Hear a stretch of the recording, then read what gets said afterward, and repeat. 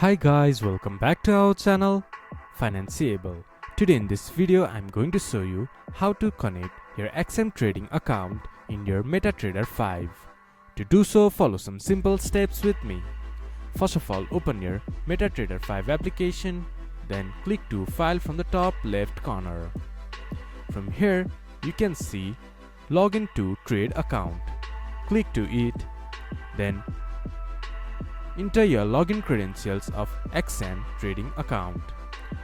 From here, in the server section, click to this down button and choose your XM trading account. Then click OK. Then you will be logged into XM trading account from MetaTrader 5. This is how you can connect XM trading account in your MetaTrader 5.